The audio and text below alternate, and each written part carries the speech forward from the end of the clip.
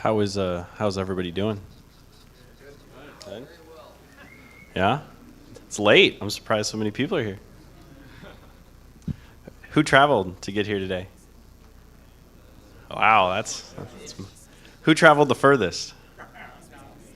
All right, we got some candidates. Let's see. Shout it out. Oregon, Colorado, Poland. Can anybody beat Poland? All right, Poland it is.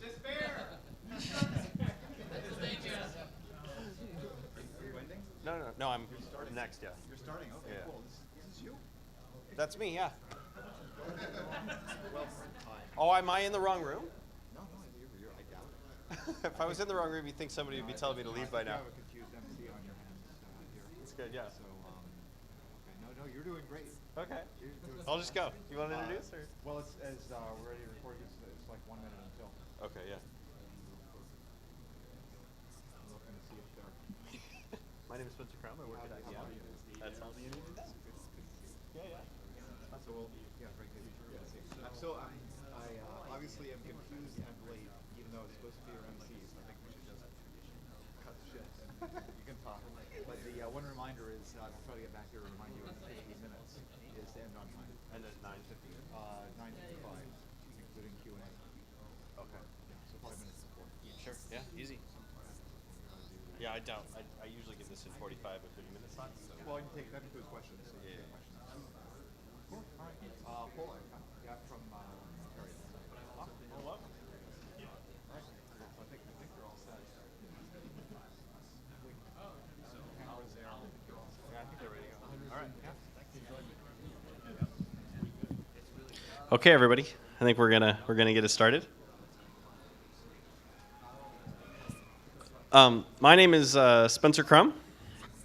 I work at IBM, and this is a talk on secure peer networking with Tink. Don't think too hard about the secure part. So who am I? So I'm like a system administrator by trade. That's like what I do.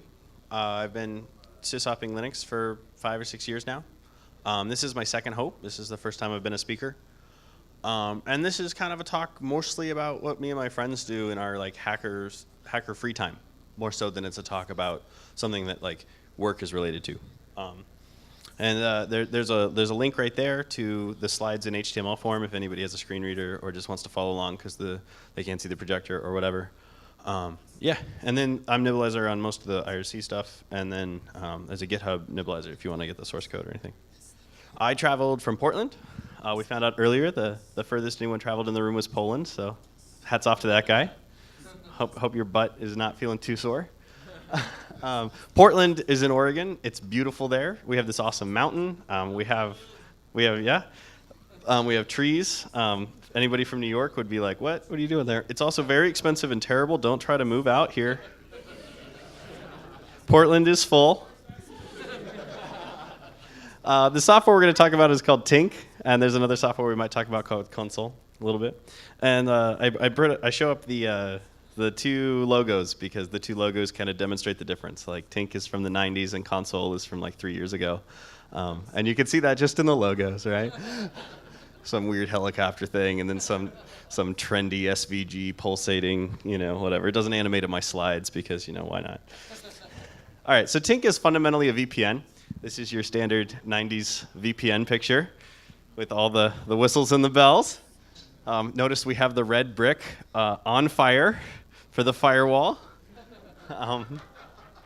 We also have this strange, film reel or something connecting them or whatever.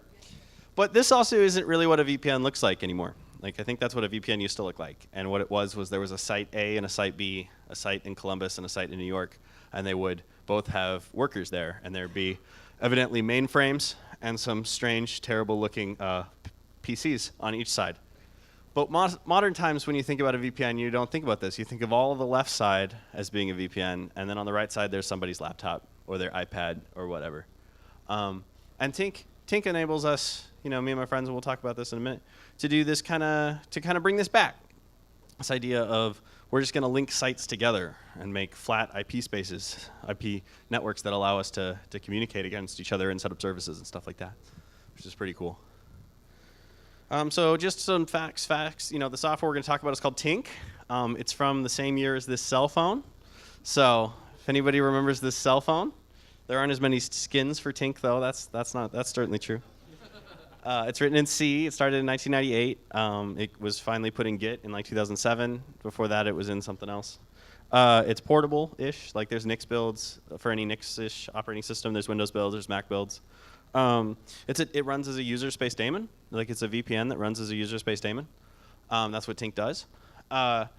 And so like you can look at it in user space. It uses the TUNTAP driver in the kernel. So 99% of the code's written by just a couple developers.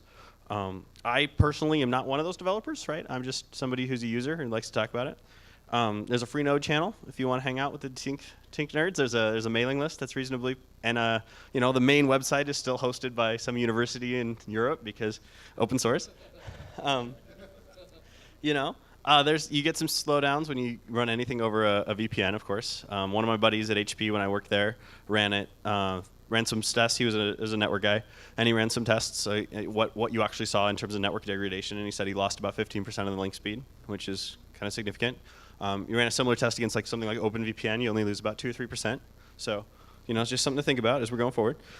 Tinc is old. Tinc is older like this phone, and it's so old that it has its own number in Etsy services, which is kind of cool. So it's port 655 in Etsy services on your systems, which is cool.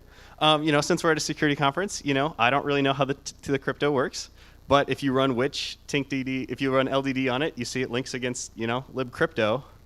So that's a thing. I'm not saying I know, I'm just saying, whatever. All right, who remembers this, huh? The network is the computer. Right, so this is really take it all in.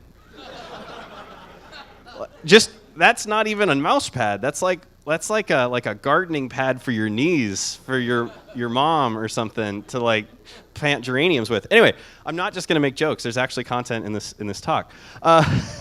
So if you're old enough to remember this, Sun had big ideas when they said that the network is the computer, and I had the fortunate ability to grow up. I didn't grow up in the time when Sun had those ideas, but I grew up and I came into a university environment that never gave them up. And so when I was in undergrad, we had this kind of network is the computer architecture. So we had Solaris file servers, we had Linux desktops for all the engineering students to use. And in those times, and the times I got a little glimpse of, it was just more fun to hack on Unix, because the line between a workstation and a server was much more blurry. And there were 65,000 ports that you could use, speaking as many services as you want, to get these complicated, interesting behaviors out. And so LAN parties just sprung up. If you wanted to send files to a buddy, you didn't use Dropbox. You just netcatted it over to your buddy or something like that. You could set up whatever service and whatever port you ran in, as long as you were root. And this was an exciting and kind of freeing time, and it was fun. And my friends and I were like, that was fun, I want that back. And so what we did is we took kind of all of our laptops and all of our weird little colo boxes and all of our servers that we hid in various data centers, you know what I'm talking about, and random stuff you have behind your Linksys Wart 54G at home and mom's house and all that stuff. And we put them into one Tinc VPN, and Tinc is a mesh VPN. And what it enables you to do is to take all these machines with all these different IP addresses and all these different network configurations and put them onto one local area network. And it's secure enough that you can get away with running services that had been put aside, because in the modern world, there's really only two services, like HTTP and HTTPS. And people get mad at you if you use the first one. So the idea when the Sun says the network is a computer is it's the interactions between two different machines and all the different varieties that can have. And I think the point of this talk is to show you how we kind of cracked that open a little bit and said, hey, that was fun. I don't want to tunnel everything through HTTP. What can I do? And boy, just look at that globe coffee pot, right? What is that doing? Jeez. It's running Java, that's right.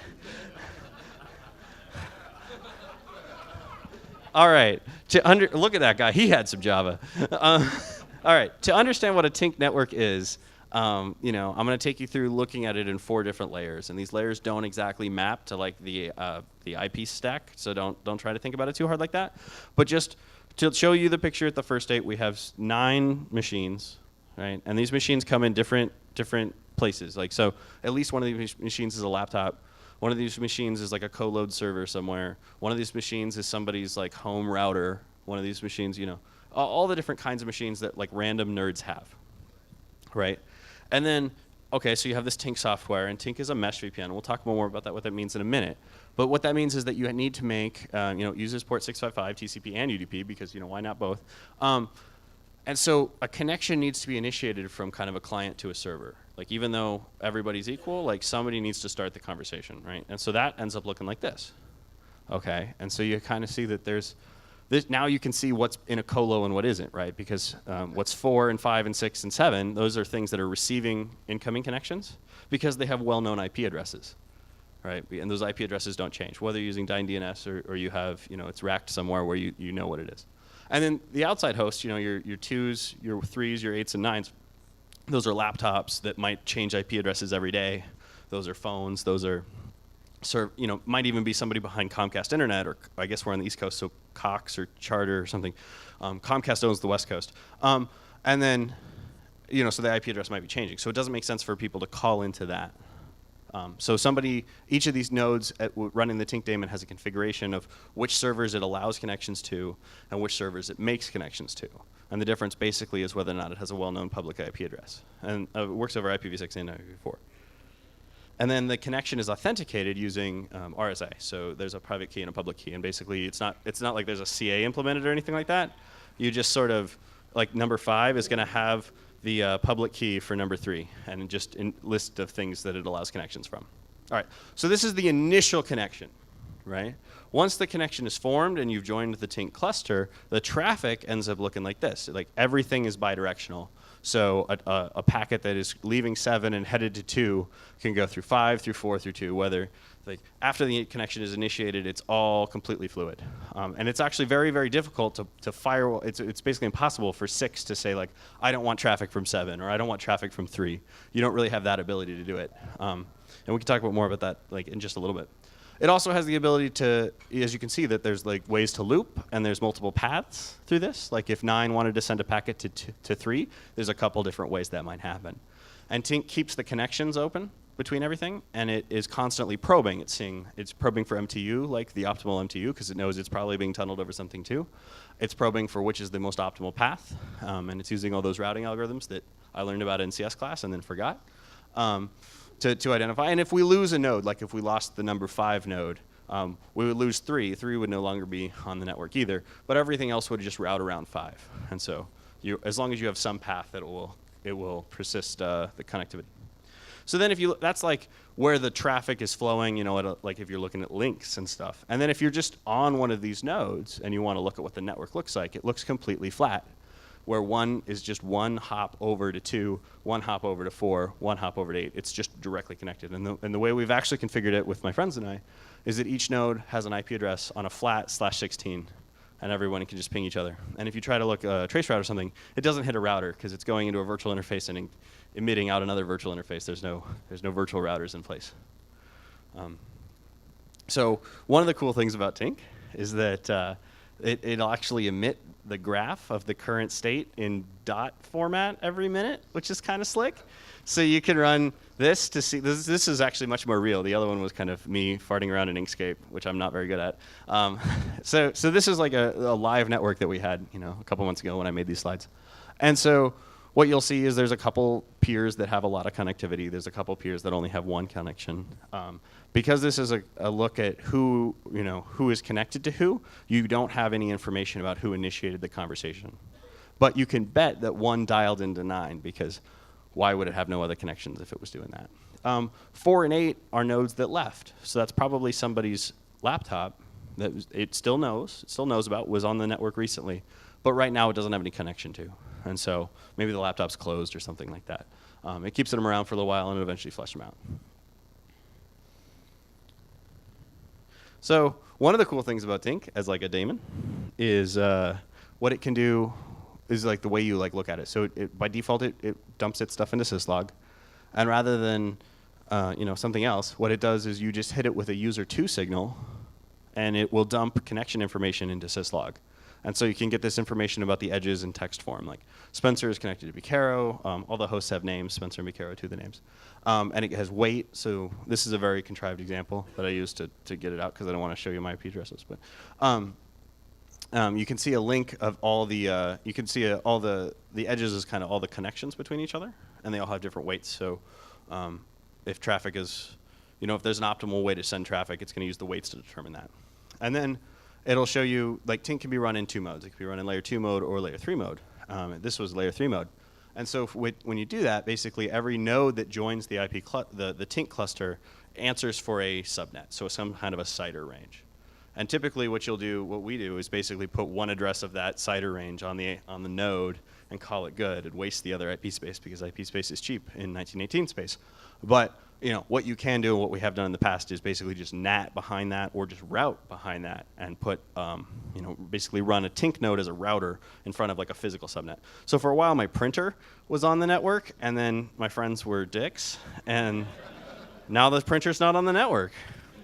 So that's how that works. But that also gets into the idea of what we're really trying to build here, which is like my friends and I kind of decided to run a LAN together. And there's some hostility there. There's some niceness there. And it's like it's not a super hostile network, but it's also like people are going to jab each other. You know how it is. So that's fun. So like you can send a lot of different signals to Tink. I actually kind of hated this at first, that you would send signals to it in order to control it, because you can hit it with a user 1 or a user 2 and it'll dump interesting data about what's going on. And that's useful, although it can be frustrating because I'm used to managing my daemons in other ways. But one of the cool things you can do is you hit it with a sig term, and it will increase its logging verbosity to 5. And then if you hit it with another sig term, it'll decrease the verbosity to 5. So if you're like trying to add a new node and you need debugging information for why it's not working, you just hit it with a signal, and it starts giving you all the debugging information. You hit it with another signal, it stops giving that debugging information. So you can basically debug it while it's hot and not have to like restart the daemon with more logging enabled. That's great. That's actually really useful. More things should do that. However, if you're like just getting started, you might have this idea that you're going to run Tink in the foreground, right? So you're just running Tink, and it's time to close it because you're done with that. And you hit Control-C, and rather than stopping, it just vomits text at you because you've increased the verbosity of the logging. It's just pretty frustrating. So there's some good and some bad. This like whole getting it out of syslog is great from like I want to manage my pets, right? But if you have cattle or you want to, DevOps it or whatever, it's not super. So I ended up writing Go because, DevOps. And so TinkStat is basically a little application that you hit it with, it's just a little Go daemon. It listens on an HTTP. And you hit it with a curl on TinkStat, and it'll go ahead and hit it. It'll hit Tink itself with the right signals, grab the logs, parse them up, put them into a JSON blob, and return that to you. So that then you can start really programming against this, figure out what you want to do, all that kind of stuff. For anyone who's familiar with HA proxy has something like this, but like a little bit different. So HA proxy has a control socket. And you can netcat or socat to that control socket and get information and statistics about and control the HA proxy. And so Tink is currently at 1.0 with a whole lot of release candidates for 1.1. And eventually there will be a 1.1. And when 1.1 comes out finally, it will have this control socket that you can interact with. And that's pretty cool. OK, so you basically have this network with a bunch of nerds on the network, a bunch of machines on the network. If you go back to this one, you can kind of see, if you go back to this diagram, you can kind of see that there's probably one human that's responsible for 1, 2, and 4, and then like another human that's responsible for 3 and 5, and then like maybe another human for like 6, 8, and 9. Like, does that kind of see how that probably worked out? That's probably how that worked out, roughly. So you got all these people and all these nerds, and they're like, well, we definitely made something. Now what do we do with it? Right? And so, your scientists were so preoccupied with whether or not they could, they stopped to think what they were going to do with it when they made it. And so there's like some services, in the Unixy sense that you get. Like you just turn on Apache and Apache just works. It'll serve files to each other. But of course we could do that over HTTPD before, so I don't know why that was exciting. If you have like a propensity for using UPnP or a PlayStation 3 or something like that, you can just share files out with like MediaToon or something like that, and that just works. If you want to do some weird VLC streaming type stuff, that just works. StarCraft does not just work. Yeah, I thought StarCraft would just work, and then StarCraft, StarCraft would work, but Wine plus StarCraft makes the whole thing very hard to get working. Come watch me give this talk some other conference, and maybe we'll have StarCraft working. It's a work in progress. All right, so everybody sets up their services. They're really excited, and then a problem shows up, right? And the problem is like DNS, probably. But that's the real question. It's like, hey, where are you running that file server that you set up, or the HTTP server that you set up? Where is that coming from? And you write an IP address. And we solved DNS in the way of the early internet with this giant host file that just got copied around. And when some new person joined the cluster, you gave them a copy of the host file. And that was great, and everything was good until, and that just adds nicely, right? Because you just keep adding entries to it, and that just keeps growing. But if you go further, then people start reusing IP addresses, and that's where it gets really bad, and that's where the whole system starts to break down. And so, as a solution to that problem, we're like, we're sysadmins, we can set up bind. I know how to do that. And so like 3 or 4 different bind servers showed up, and that created a different problem because now you need to know where the bind servers are, and of course you can't modify someone else's bind server because remember, this is like it's sort of collaborative, but it's sort of not. It's a little vague. Certainly, I'm not giving SSH access to my friends to like log in and set up a DNS, and like there's no shared host on this or something like that. No one felt like paying for Linode or something like that. So anyways, you think it's DNS, and it is DNS, but like solving DNS the way you should DNS didn't actually work. So we're like, well, we need something that's like mutable, like by the group, like everybody can modify it, but that's like highly available. And the reason you need high availability is, remember, there's like 4 humans that are all pretty interested in ops. And what that means really is that they set up services and forget them. And it's the whole cobbler's kids have no shoes problem, right? Like these people run systems all day. And so their stuff they have at home in their spare time projects is like very poorly maintained. And that's entirely by design, right? So like random DNS servers will die, or whatever we set up has to survive a certain amount of failure because people are just going to turn it off and forget to turn it back on. And so we're like, well, there's this, if you just have those requirements and you say data store in front of it, like there's definitely some things that you can do in today's world, right? And so like etcd, how many people have heard of etcd? Okay, so not very many of you. So etcd is like written by people from San Francisco with very tight pants. It's written in Go. It's basically an implementation of I believe Raft is the consensus protocol. We're getting way out on the edge of what I know, but it's basically like if you use Zookeeper, it's basically the same thing as that, except it's not Java. And it has this property that you can have 3 of them, or 5 of them, or 7 of them, or 9 of them. And when you make a write to it, like it has very short. It has keys, and you can write to the keys and read from the keys, and you have very strong consistency guarantees about the state of those keys. Like if you write it and the write isn't accepted by the cluster, you get like a nice message that's like, no, you have to try again. You can grab locks with it. You can do all these really cool things with it. You can't write to it very fast. You can't read from it super fast, and you can't store very much in it. But if you have just a little bit of metadata that you're using for control, it's very, very good. And so this is etcd and Zookeeper are being used all over the industry, or the DevOps industry anyways, to make programming distributed system things easier. And so we're like, we only have about 30 host names, so we're definitely going to set up an etcd cluster. That's obviously the right solution. It's not. And so we're like, all right, let's set up etcd. So etcd, of course, being from San Francisco, it's made by CoreOS, and it's very good software. Don't think I'm knocking on it. It's awesome. So it has like a REST endpoint, or you just kind of hit it with curl or something like that, and like that's great. But that doesn't end up like actually meaning DNS. Like if you can write a little script that you say, get me the name, the IP address of Spencer's web server, and it will go hit etcd and give it back to you, and you'll have an IP address, and then you can paste that in your command. But that's not really what you want. So we started doing stuff that's kind of stupid.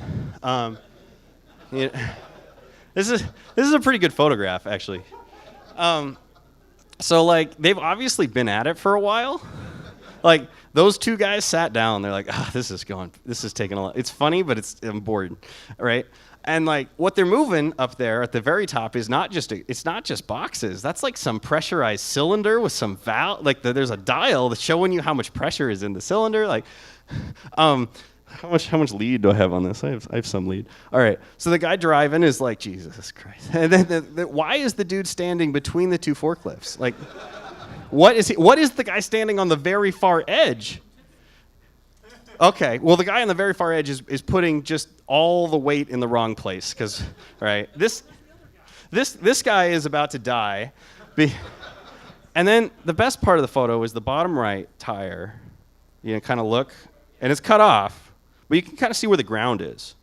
You see where the bottom of the tire is, and then you can look at the left, and you can kind of see the left tire, and you can kind of see where the ground is and the bottom of the tire is, and you realize that this is in the process of tipping. It isn't even gonna tip in a few minutes. It's gone. I want to see this in 30 seconds after this photo was taken, because it's just blood everywhere. Anyways, so what we did. How many people are familiar with LibNSS, or the name service switcher? etsy.nsswitch.conf? Yeah. Unix graybeards, man. The network is the computer. All right, so like for instance, if you have a file on a Unix file system and it's owned by your username, my username is usually nibs. When you ls-l it, you get owner nibs. But like the Unix file system doesn't actually know that. The Unix file system writes that down as a number, your user ID. Okay. And then what it does is it goes through the name service system, which is controlled by the name service switcher, to say, hey, if I had a user named with the number 1861, what would the name be? And the name service goes and it looks up Etsy password, and it gives you the name. Or it gets the name and it gives it back, and so the number shows up in ls-l. And if you need to use the NS switcher, you need to use that for something that says, hey, I want you to look in Etsy password and in some LDAP server or something. Same principle basically applies for DNS. You say, hey, a name service switcher, I want you to look in the host file, and I want you to look in DNS. And we just were like, whatever. One of our friends is pretty good at C, or okay at C, and he just wrote libnss etcd. And so all our name service switchers just said, for DNS, it was host file, etcd, DNS. Just why not? We'll just shell out to the weird etcd-ctl command from C in the middle of every DNS request to the computer. Why not? That'll be great. And it was, it worked surprisingly well with the shelling out form. Then someone rewrote it to use actual libcurl, and it got 3 times longer, and it got a memory leak. It was bad. All right, so it was great. There were some good things, there were some bad things. We ended up retiring it because it was, just totally not going to work at all. But for a minute there, for a few minutes, a couple weeks, we actually had functional DNS sort of. One of the nights, so then we're looking around, and I kind of, DevOps, whatever. So the other people in San Francisco wrote this, which is called Consul, which also uses a RAF consensus protocol and also has a key value lookup pair and also has an HTTP REST-based, getter setter format. But they wrote Consul specifically for service discovery in large applications. This is a HashiCorp project. Big shout out to them, they're great. They wrote it specifically for service discovery in large applications, and so it speaks DNS natively. You can just dig at your Consul server and get a name back, and it just works. So we're like, well, obviously we're going to use that. So we set that up for a little while, and everything is good. The DNS names are flowing, and then we realized that we still haven't actually solved the problem, which was, hey buddy, where did you put your web server or whatever? Because even if I know the name of it, we've solved the problem where if I know the name, I can get the name. Or I can get the IP address and my computer can talk to it, but I still don't know what you set up. Or remember, these are sysadmins that let their services die all the time. What's currently running, right? The problem ultimately is still service discovery. How do you solve that? And so, as is a theme in this talk, we looked into the past. So I'm going to show you a picture, and this is this can be scary. I've gotten some feedback that this was a terrifying part of the talk, so nobody freak out. Who knows what this logo is? This terrifying monkey. Shout it out. No, it's not Gopher. It's not that old. It's not Zedong. It runs on Macs. They call it Bonjour on Macs. What is it? It's called Avahi. So this is the original Zeroconf. And so remember I told you that you can run, this guy. Big sigh. So remember I told you that you could run Tink as a layer 3 or a layer 2. So if you run it in layer 3 mode, all your nodes have IP addresses on the network. They can all just ping each other or TCP to each other. It's a layer 3 on up, like an actual OSI layer 3 on up. But you can also run it in layer 2 mode. And when you run it in layer 2 mode, You can use services like it's very much just MAC addresses speaking at each other, and so you can do things like run DHCP servers, or you can run Avahi, which is Zeroconf. So if anybody didn't know, this is where those 169 addresses show up on your IP on your computer when like the Wi-Fi isn't working. That's this guy helping you out to do nothing. And so there's like Avahi Auto IPD, which provides IP addressing, and once you set up Avahi, you can actually run commands like avahi-browse-all. And what it'll do is it'll kind of poll everybody and send broadcast packets and be like, hey, who's got services? And you'll get this nice, and I hope if the internet and the demo work, I might even demo it for you, but like basically you just get this list of like, this server is running this services, this server is running this services. And that was even better than DNS, because even if you know the IP address or the name of a service, you still don't know what port to connect it on, because remember, the whole point is to bring these ports that we haven't used in a long time back into popularity. So let's see how this goes. Does anybody have any questions so far? Perfect. Hello? Can you hear me? Okay. Yeah? While looking at all these DevOps solutions, did you look at SkyDNS, which does service discovery on etcd? I did not look. The question was, have we seen SkyDNS? And I want to say people brought it up in chat, but nobody like took it up on themselves to set up a little instance. But yeah, I think we thought about it for a few minutes. Is that good in size?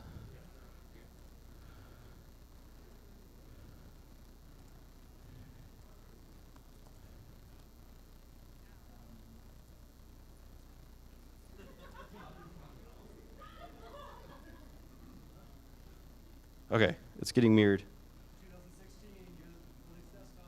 Yeah.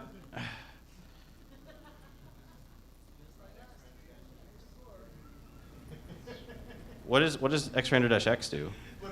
Oh. Why did I think that was a good idea? -XY, no. You have to read the man page to figure out how to do it. So I'm just trying to figure out like how we.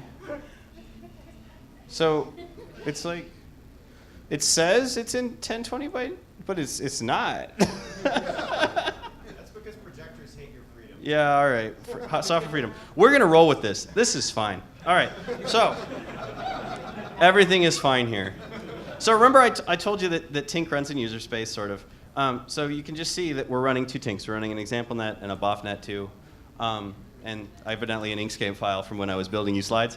And so these two, so Tink actually has like some kind of, I wouldn't call it multi-tenancy, but you can run multiple Tink networks with one Tink daemon, and it basically just spawns these two versions, these two instances of Tinkd.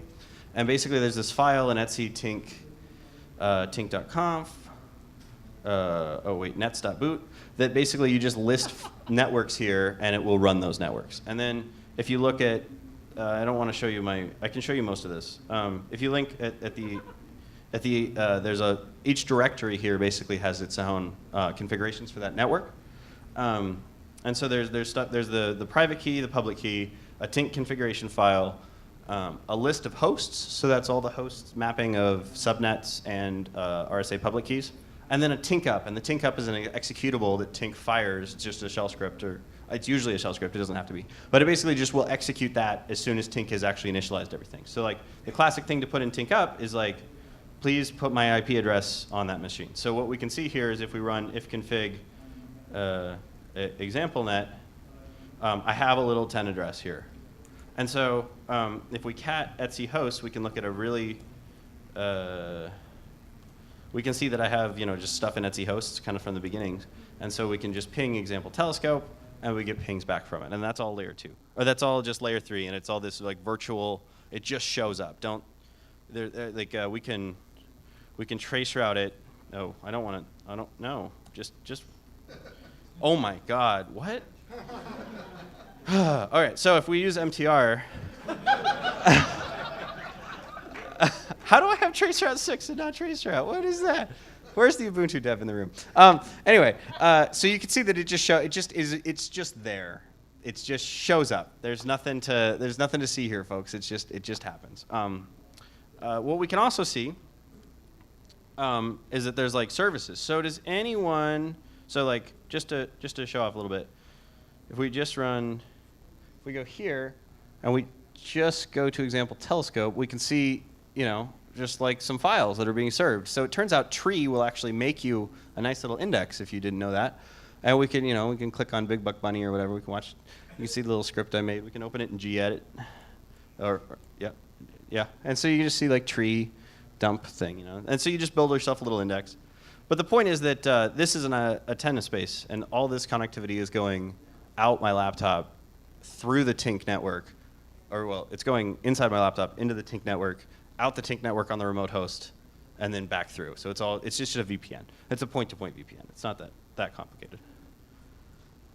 And then, but we can run other commands. Like, does anyone know what this one does?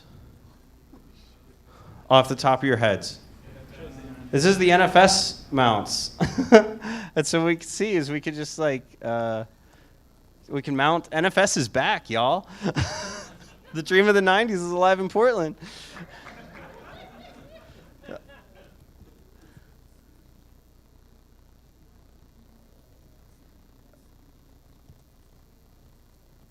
How many people worked at or went to university at a place where there was a big NFS installation of some kind? Some of you? Yeah. You remember what I'm talking about. Oh no. What? Oh. Is it that? No. Is it like that? Oh. Well, there's one way we can fix this.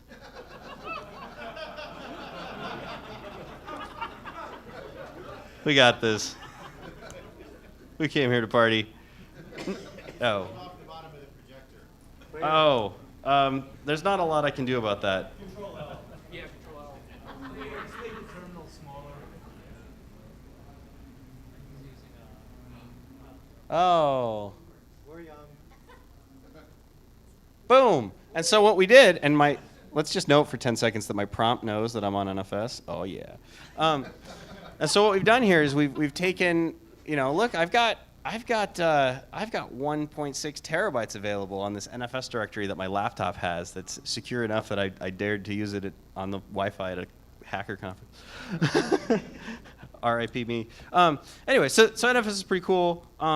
We can do whatever we want with NFS. We can't actually touch a file because this is an NFS read-only file system, and this is just a feature of NFS. Like what you would commonly do when you're an NFS administrator is you take a big blob of storage, like something called supermedia, you share it out to everyone read-only, and you can do that with relative confidence because I just want you to read these files, don't touch these files. It's like, and then the beauty of it is we've brought back those considerations instead of just being like, well, use Dropbox, and if Dropbox doesn't support it, well, have fun.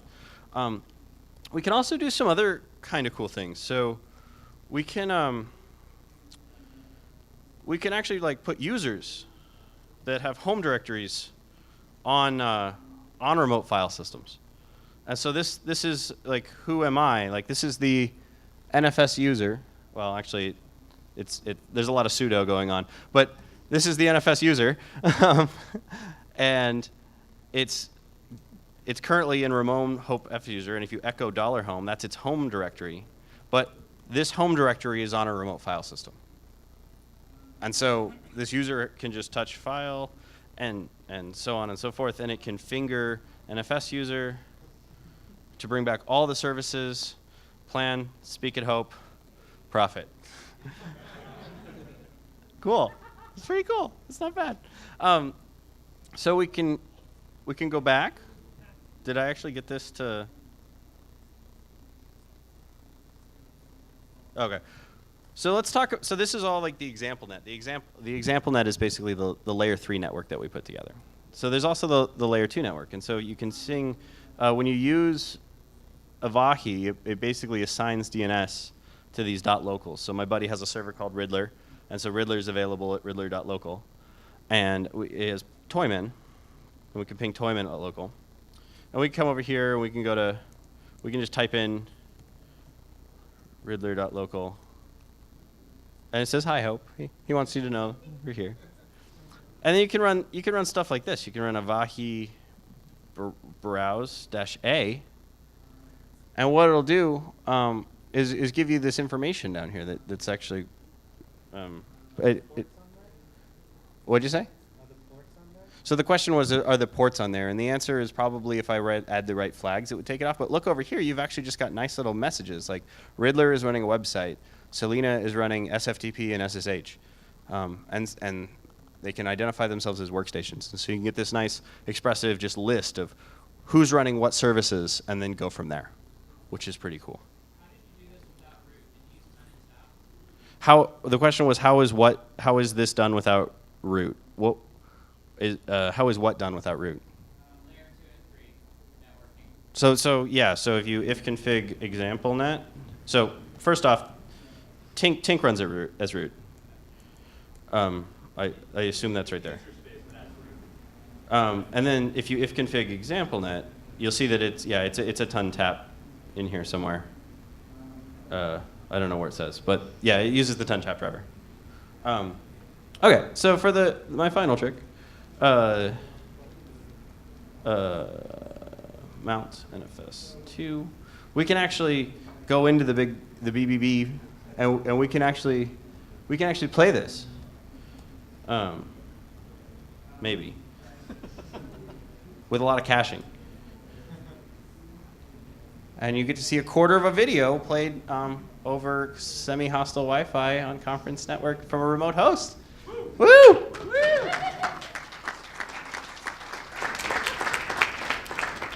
What happens if you did no caching? If you did no caching, it stutters. Maybe. 10 gigs? Right. Come on. Use more bandwidth. So this is we're just gonna do that. It's fine. All right, we demoed. All right, what are some neat tricks you can do this? Well, so basically laptops start looking a lot more like servers because my server has a known IP address. Anytime it's talking to any BOFNet service, it has a known source address of any of those connections, which is kind of cool because it means that if you're looking at like W or anything like that, or who's on the box or something like that, you have a meaningful source and you can do DNS lookups on that or whatever. It also means that you have like a known path to whatever you're doing. And stuff like that. We did try to get Brood War working over Tink. That's StarCraft. Didn't work. We ran this as a trans-Pacific thing, so we had somebody running a Tink node in Japan, and that went actually pretty well. We had to increase, when we were running the etcds and the consoles, we had to increase the timeouts because those are sensitive to network. But in terms of just Tink just puts a heck of a lot of weight on those and doesn't use those links if it doesn't have to, which is pretty slick. As I've kind of shown you, the NFS is pretty cool. We brazed through it, but there was a whole section on AutoFS that was pretty slick. When you sued the NFS user, it knows exactly how to mount because it looks it up in the AutoFS table, which is another name service source if anybody was curious. So as you see, I did do a light NFS user for a laptop user. There's some hacks you can do with X11 with this. If you love and trust your friends, you can just let them write to your ex, if you're bold. One of my favorite hacks with this is I call it Grandpa Backup hack. So when Corbin moved his server into the colo, we didn't know what IP address the colo was going to give us. And so what he did is he basically set his computer to DHCP on all interfaces and start Tink, and then connect to well-known IP addresses. And as a result, he didn't need to know because it DHCP'd out, it got a default route, and then it made a connection, and then it had an internal IP address on the VPN that anything could hit, and then he's in. So you take that a step further, and what you do is you buy, some tiny little tower, you fill it full of drives, you set it to DHCP and connect to Tink, and you ship it to Grandpa and say, Grandpa, plug this in, and now you have a remote backup server because it's just on the network. And there's no talking to Grandpa about port openings. There's no dying DNS talk with Grandpa. It's just plug it in. Is the light on? All right, it's on my network, and I can see it. So there's a lot of really cool things you can do with that. Whenever I give this talk, and as somebody who works in the very corporate world, corporate network engineers hate you And so they love the idea of segregating these networks, and these networks can talk to these networks over these ports, and there's lots of, this network can initiate a connection to that network, but not the other way around for reasons, because that's how security works. And so like what Tink allows you to do, if you have a couple well-known kind of ultra peers, you can slam a whole bunch of machines onto one network where any machine can connect to any other machine, which is very useful. And that's an example of not using it to necessarily secure, but to flatten a network that was otherwise very hilly and strange and natted. Okay, so those are some really cool stuff you do. What's next is a lot of us are running kind of file server-y things that have like big lists of files or whatever. And so what I want to do is get like a Lucene index or something that like Avahi browse, hit the websites, put them into some Lucene index and make that easily searchable. I thought that'd be really cool. Tink 1.1 is going to drop any day now. I've made a point out of trying to use the release candidates when they show up so that I can provide feedback like, hey, it worked, hey, it didn't work. Because I'm not really a coder, like at least not in C, not VPNs in C, maybe Python. And so that's my what I try to contribute to the project. So yeah, some conclusions. You can build it. You can use it to build an overlay network. I make no promises about the crypto. Figuring out what you're actually going to do with this is a little harder than just setting it up. Consul and etcd are really cool, but like if you don't necessarily know what you want, it can be hard to get them to work for you. And then StarCraft is a really, really good game. This is the Tink website. This is me. Thank you so much for coming. I know it's late.